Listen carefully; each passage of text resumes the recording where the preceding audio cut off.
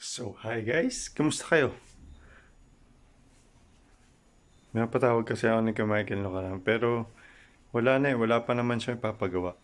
Kaya, kailangan na nating ayusin yung mga dapat gawin natin.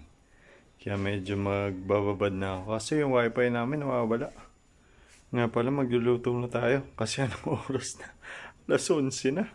Magluluto nga pala tayo ng healthy at delicious food. Luluto nga lang pala ako ng pakbet. Yan.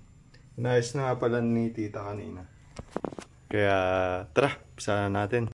Sinarang ko na nga pala yung baboy. Pakukuloyin lang muna natin yan. Gagawin natin crispy mamaya. Balikan natin ulit. So okay na guys, pakaluin ko lang muna. So okay na guys, nahalo natin mabuti. Balikan natin yan mamaya. Kapag crispy lang muna natin siya. So okay na guys, crispy na siya. Pisahan na natin to kasi magsasaing pa tayo. Siyempre alam niyo na to, di ba? Palalabasin muna natin yung lasa niyan.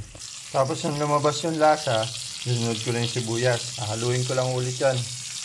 Saka natin ilagay yung kamatis. Lulutuin muna natin ng mabuti yan bago natin isunod yung alamang.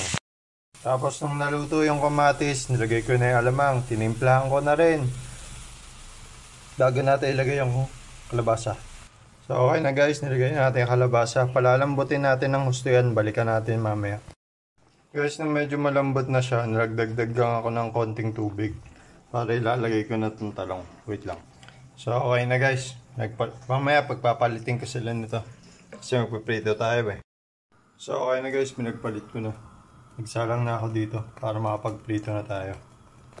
Gaya na pala akong mantika. Wait lang. Okay na guys, nakapagsalang na tayo.